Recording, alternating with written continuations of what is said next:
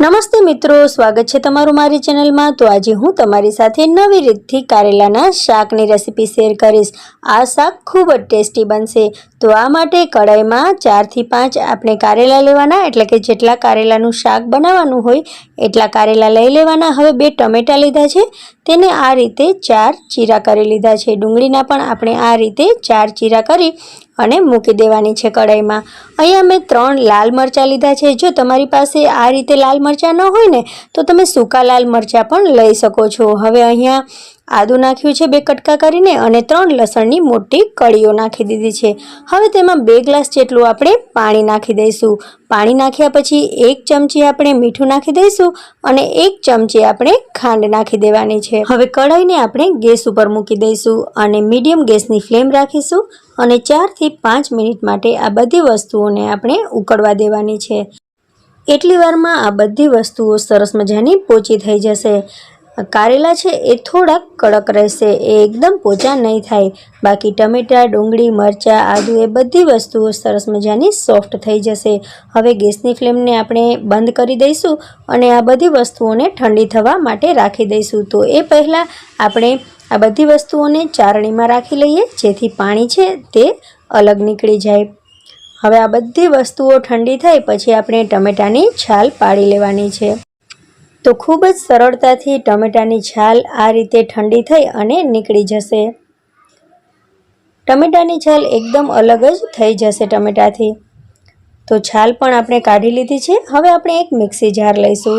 મિક્સી જારમાં આપણે ટમેટા નાખી દઈશું, ડુંગળી નાખી દઈશું। ડુંગળી પણ સરસ મજાની એકદમ પોચી થઈ ગઈ છે, બફાઈ ગઈ છે। તો હવે ડુંગળી નાખ્યા પછી આપણે તેમાં નાખી દઈશું મરચાં। તો મરચાં છે તેના આપણે ડીટિયા કાઢી લેવાના છે।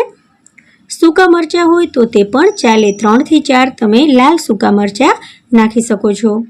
તો હવે આપણે આદુ અને લસણ પણ નાખી દઈએ, તે પણ સરસ મજાના પોચા થઈ ગયા છે।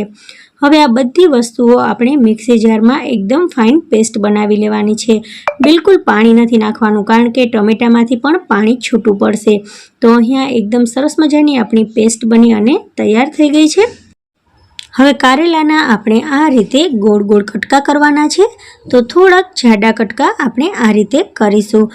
જો બી પાકેલા હોય અને કઠણ હોય તો તેને આપણે કાઢી નાખવાના, કૂણા બી હોય તો તે ચાલશે। તો આ રીતે આપણે જે પણ કઠણ બી છે એ બધા જ કારેલામાંથી કાઢતા જઈશું અને આ રીતે તેના ટુકડા કરી લઈશું। તો આ રીતે આપણે બધા જ બી કાઢી નાખ્યા છે અને આપણા કારેલા તૈયાર થઈ ગયા છે।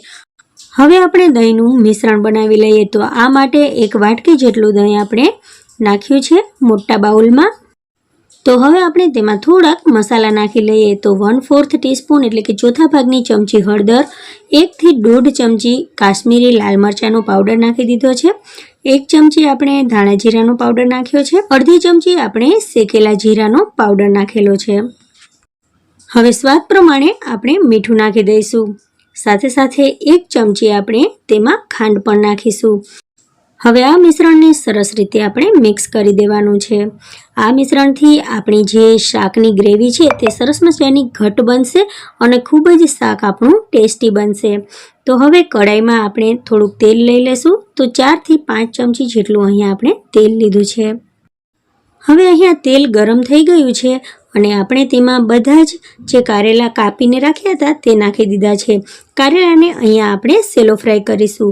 તમને ડીપ ફ્રાય પણ કરી શકો છો, પણ આ રીતે સેલો ફ્રાય કરવાથી પણ કારેલા સરસ મજાના એકદમ ફ્રાય થઈ જશે। તો અહીંયા ગેસની ફ્લેમને આપણે ધીમી રાખીશું અને આ રીતે કારેલાને ધીમે ધીમે આપણે પાકવા દેવાના છે। ધીમે ધીમે કારેલા સરસ મજાના એકદમ ચડી જશે તેલમાં।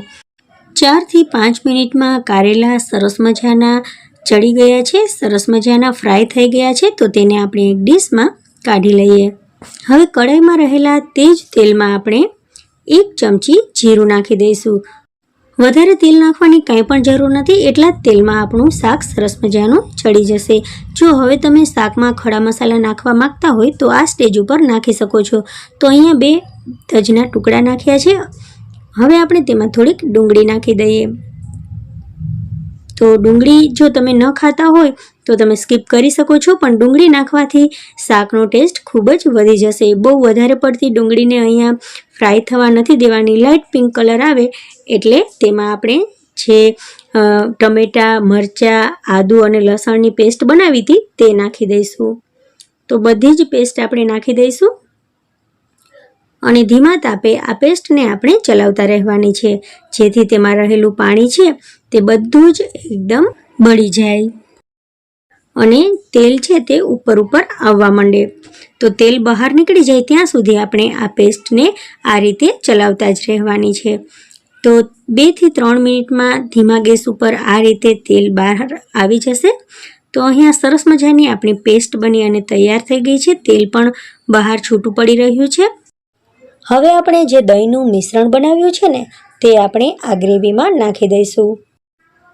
આ દહીં નાખવાથી આપણું શાક છે તે ખૂબ જ સ્વાદિષ્ટ બનશે અને ગ્રેવી પણ થોડીક ઘાટી બની જશે. તો હવે ધીમે ધીમે તેલ પણ ઉપર આવવા માંડ્યું છે. ફરીથી તેને ચલાવતા રહેવાનું છે ધીમા ગેસ ઉપર. ધીમે ધીમે જે વધારાનું પાણી હશે તે બળી જશે. આપણે જે પ્રમાણે ગ્રેવી ઘટ રાખવી હોય તે પ્રમાણે ગ્રેવીને ઘટ થવા દેવાની. તો આપણે અહીંયા તેલ ઉપર આવે ત્યાં સુધી તેને ઘટ થવા દઈશું. તો તેલ હવે બહાર આવવા માંડ્યું છે. ફરીથી આપણે તેને મિક્સ કરી લઈશું. દહીં નાખ્યા પછી 2 થી 3 મિનિટ આ રીતે આપણે ચલાવતા રહેવાનું અને તેને ધીમા તાપે ચડવા દેવાનું. તો અહીંયા આપણું દહીં છે તે સરસ મજાનું મિક્સ થઈ ગયું છે અને તેલ પણ બહાર નીકળ્યું છે. હવે આપણે તેમાં કારેલા નાખી દઈએ. કારેલા નાખ્યા પછી 2 મિનિટ માટે તેને ધીમા ગેસ ઉપર આ રીતે ચડવા દઈશું. ધીમે ધીમે કારેલા છે તે સરસ મજાના ગ્રેવી સાથે મિક્સ થઈ જશે અને તેનો સ્વાદ પણ કારેલામાં આવી જશે. તો એકવાર આ રીતથી શાક બનાવવાનું જરૂરથી ટ્રાય કરજો. તમને કારેલાનું શાક ખૂબ જ ભાવશે, ખૂબ જ ટેસ્ટી શાક બનશે. તો મિત્રો, તમને જો મારી આ રેસીપી ગમી હોય તો મારી ચેનલને સબસ્ક્રાઈબ કરજો. આ વિડીયોને લાઇક અને શેર કરજો તમારા ફેમિલી ફ્રેન્ડ્સમાં અને બેલ આઇકોનને પ્રેસ કરજો, જેથી મારી નવી નવી રેસીપીઓના વિડીયો તમને સૌથી પહેલાં મળતા રહે. Thank you for watching. મળીએ નવી રેસીપી સાથે. ત્યાં સુધી બાય, ટેક કેર, જય હિન્દ.